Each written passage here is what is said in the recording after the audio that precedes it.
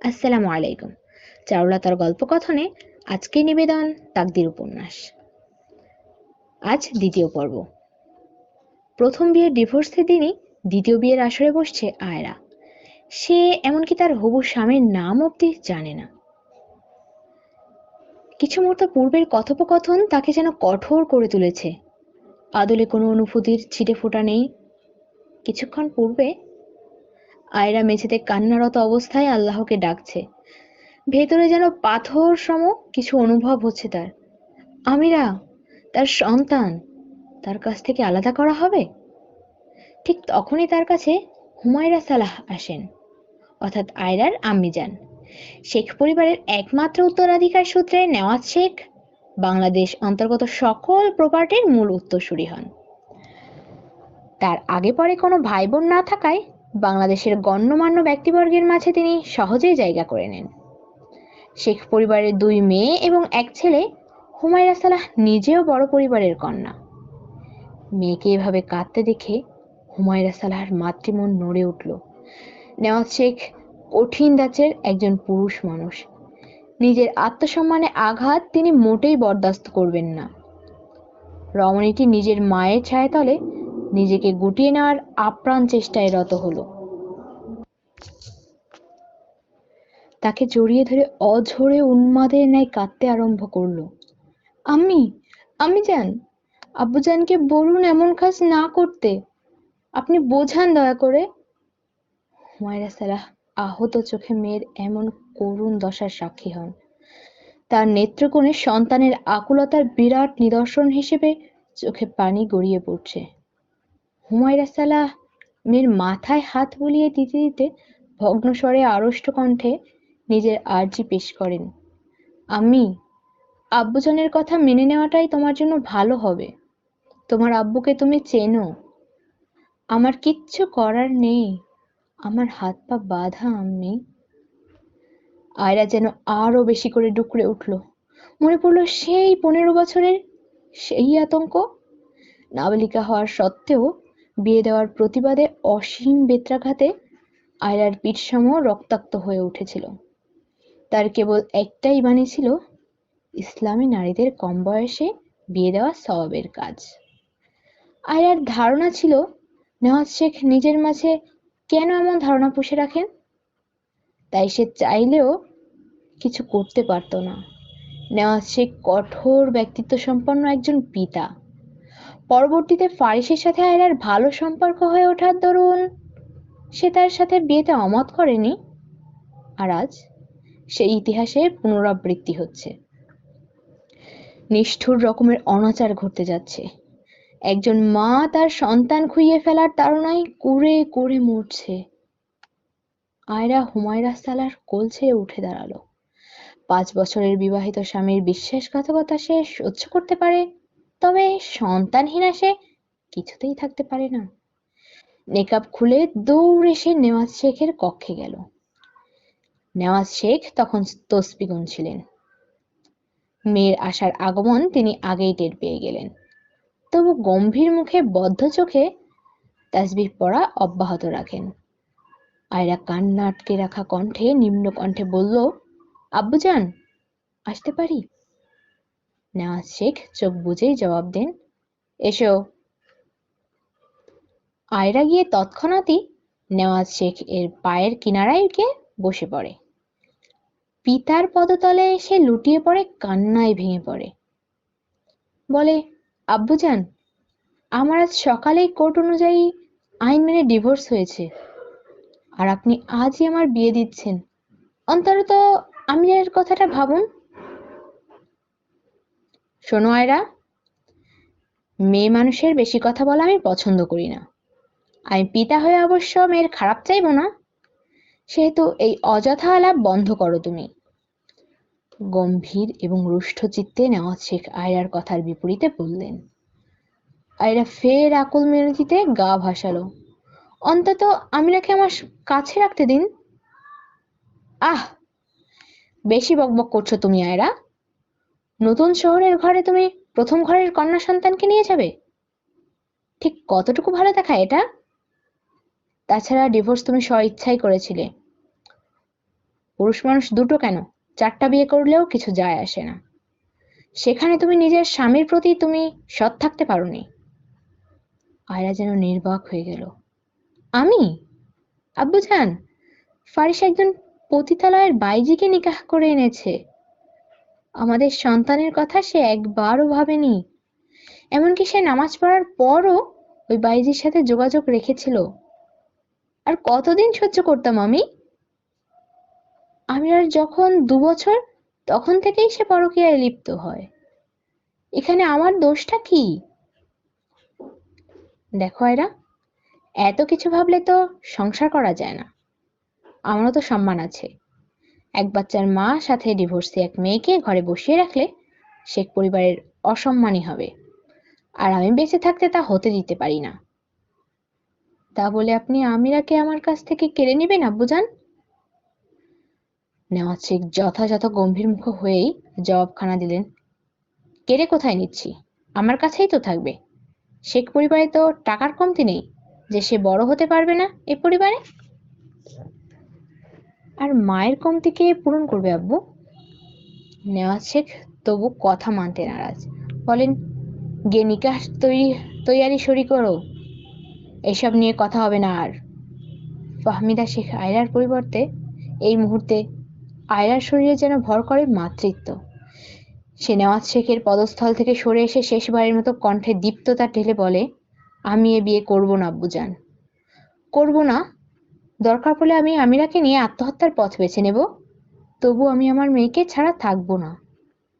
আয়রা ভেবেছিল তার এমন কথায় হয়তোবা নেওয়াজ শেখ নরম হবেন, তবে তিনি উল্টে বললেন, যে মেয়ে বাপের সম্মান নষ্টের হেতু হয়ে দাঁড়ায় তার বাঁচারও কোনো অধিকার নেই। আব্বুজান! অস্ফুট স্বরে বেরিয়ে আসে আয়রার কণ্ঠনালী ভেদ করে। এমন মন্তব্য সে কশ্চিনকালে আশা করেনি। দুপা পিছিয়ে যায় সে। আপনার ইচ্ছা পূরণ হোক আব্বুজান। আয়রার চোখ দুটো টকটকে লাল। সে বেরিয়ে আসার জন্য পা বাড়াতেই নেওয়াজ শেখ তাকে থামান। বলেন, একটা শর্তে তুমি তোমার মেয়েকে নিজের কাছে রাখতে পারো। আয়রার চোখ প্রদীপের আলোর ন্যায় জ্বলজ্বল করে উঠল মুহূর্তেই। এক চিলতে আশায় সে থেমে থেমে বলে, আমি সব শর্ত মানতে প্রস্তুত আব্বুজান। এ বিয়ে তুমি কোনো রকম হাঙ্গামা ছাড়া করবে এবং যার সাথে তোমার বিয়ে হবে তার সাথেই তোমাকে আজীবন থাকতে হবে। আয়রা কোনো ভাবনা ছাড়াই রাজি হয়ে যায়। কোনরূপ চিন্তা ছাড়া সে বলে দেয়, আমি রাজি আব্বু, আমি রাজি। বর্তমান হুমায়রা সালাহ নিজ হাতে মেয়ের গায়ে অলংকার জড়িয়ে দিচ্ছেন। মেয়ের কবর তিনি নিজ হাতে খুঁড়ছেন। আয়রা চাইলেও কোথাও যেতে পারবে না। দেশের যে কোনো প্রান্ত হতে তার বাবা তাকে খুঁজে বের করবেন। আয়রা নির্বিকার মুখে আয়নার পানে তাকিয়ে নিজেকে দেখছে। একটা সময় এভাবেই সে নিজেকে ফারিসের স্ত্রী রূপে সাজিয়েছিল। আর আজ নামহীন কোনো ব্যক্তির তার তাকদিরে লিখে দেওয়া হচ্ছে। কিছুক্ষণ পরেই ইমাম সাহেবের ডাক এলো। আয়রাকে নিচে নিয়ে যাওয়া হলো। পর্দার অপর প্রান্তের যে পুরুষটি তাকে আয়রা জানে না, ইমাম সাহেব তার ভাবনার মাঝে ছেদন ঘটিয়ে বলেন, বলো মা কবুল। আয়রার ঠোঁট কাঁপলো। কবুল বলতে তার বুক ভেঙে এলো।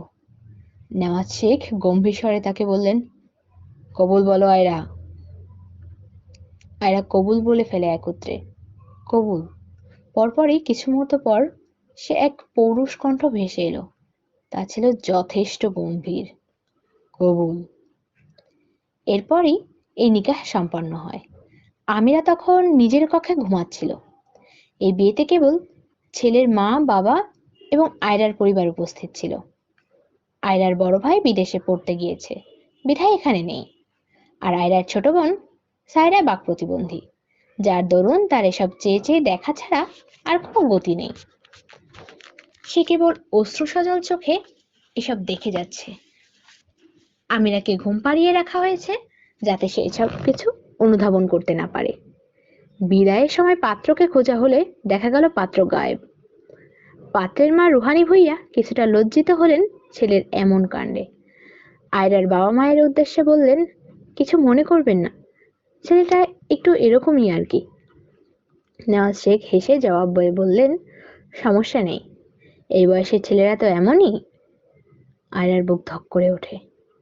সে কি আবারও কোনো জাহান্নামে গিয়ে পতিত হতে চলেছে? আমিরার কোনো ক্ষতির কারণ কি সে নিজেই হবে? কে সেই পুরুষ যে তাকে বাচ্চা সময় বিয়ে করতে রাজি হয়েছে? তখনই ভেসে এলো এক নাম, জুনায়েদ। আসলে একটু বদমেজাজি ধরনের। আয়রা এই নামটি নিজের মুখে উচ্চারিত করলো, জুনায়েদ। তাহলে এই নামই এখন তার ভাগ্যের লিখন। বিদায়ের সময়ে আয়রা নেওয়াজ শিকদারের কাছে যায়, সালাম করে ক্ষীণ হেসে বলে, আপনাকে শত অসম্মানের হাত থেকে নাজাত দিলাম আব্বুজান, ভালো থাকবেন। অতঃপর সকলের সাথে এক এক করে কথা বলে বিদায় নেয় আয়রা, ঘুমন্ত আমিরাকে কোলে নিয়ে। নিজের ভাগ্যের ওপর তার কোনো রাগ হয় না, কেবল আওড়ায়, আল্লাহ তাআলা যা করেন ভালোর জন্যই করেন। আমি আমার সৃষ্টিকর্তার ওপর পূর্ণাঙ্গ বিশ্বাস রাখি। তিনি আমার দোয়ার এমন প্রতিদান দিবেন না যা আমার আর আমার মেয়ের জীবনে ক্ষতি বহন করে নিয়ে আসবে। কিছুক্ষণের মাঝেই তারা পৌঁছে যায় শাহরিয়ার পরিবারে। বৃহৎ এক বাড়ি, ঠিক শেখ পরিবারের মতোই, নেম প্লেটে লেখা শাহরিয়ার কুঞ্জ। আয়রা খানিকটা ইতস্তত হয়ে চারপাশে নজর বোলাচ্ছে। গাড়িতে সে একা এসেছে, জুনায়েদ নামক লোকটি না থাকায় এতে অবশ্য আয়রা খোদার কাছে শুকরিয়া আদায় করেছে। আয়রা গাড়ি থেকে নামতেই পেছনের গাড়িতে আসা রুহানি সৈয়দ এবং এহমাদ শাহরিয়ার নামলেন। রুহানি সৈয়দ আয়রার অনুসন্ধানী চোখের দিকে তাকিয়ে তার পানে চেয়ে হাসলেন। আয়রা নির্বিকার মুখে চেয়ে রইল। তিনি বললেন আয়রাকে, আম্মু, এখানে নিজের মেয়ের মতো করে থাকবে, কেমন? মনে রেখো এটা তোমার নিজেরই ঘর। আয়রা অবাক হয়, এতে অমায়িক ব্যবহার। এমনকি এহমাদ শাহরিয়ার নিজেও আয়রার মাথায় হাত বুলিয়ে দিয়ে বলেন, আমি তোমার শ্বশুর, কিন্তু আমাকে আব্বুর নজরে দেখতে হবে কিন্তু আম্মা জান। আমার কোনো মেয়ে নেই, একটা মেয়ের বহু শখ ছিল, আল্লাহ তাআলার অসীম কুদরতে এই ইচ্ছাও আমার পূরণ হলো। তিনি ভীষণ মিষ্ট ভাষায় অবলীলায় বলে চললেন কথাগুলো, অথচ ওদিকে আয়রা অবাক হয়ে তাদের কথা শুনে যাচ্ছে। শ্বশুর শাশুড়ি, শ্বশুর শাশুড়িও যে এতটা অমায়িক হয় তা সে বোধহয় আজ জানলো। ফারিসের ঘর যেদিন ছেড়েছিল সে, সেদিন ভেবেছিল ফারিসের আব্বু আম্মু অন্তত তার পাশে থাকবে, অথচ তাকে সম্পূর্ণ ভুল প্রমাণ করে তাকে উল্টো অকথ্য ভাষায় গালাগাল করেছিল। রুহানি সৈয়দ এবং এহমাদ শাহরিয়ার তাকে নিয়ে জুনায়েদের ঘরের সম্মুখে এলো। আয়রা আমিরাকে কোলে করে রেখেছে তখনও। অবশ্য রুহানি সৈয়দ বলেছিলেন তার কাছে রাখার জন্য, তবু আয়রার মাতৃমন মেয়েকে হাতছাড়া করতে নারাজ। আয়রা ধীর কদমে আমিরাকে কোলে নিয়ে জুনায়েদের ঘরে প্রবেশ করলো। ভয়ে ভয়ে প্রবেশ করলেও সেখানে কেউ না থাকায় তার ভীষণ স্বাচ্ছন্দ্য বোধ হলো। বিছানায় কোনো রকমের ফুল নেই, কোনো সাজ নেই। আয়রা কক্ষটিকে পরখ করে নিতে নিতে হুট করে এক জায়গায় চোখ আটকালো, জুনায়েদের বড় একটা ছবি, যে ছবিতে সে হাসছে। এই চেহারা কোথাও দেখেছে আয়রা। ভ্রু কুঁচকে মনে করার চেষ্টা করলো সে। মুহূর্তেই স্মরণে এলো আজ সকালে একটা মেয়েকে বাইকে নিয়ে ঘুরে বেড়ানোর ছেলেটার মুখচিত্র।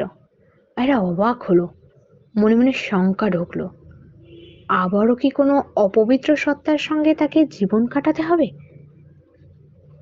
চোখ বোলাতে বোলাতে সে দেখতে পেল এক স্থানে পড়ে থাকা একগুচ্ছ কাপড় দলা করে রাখা।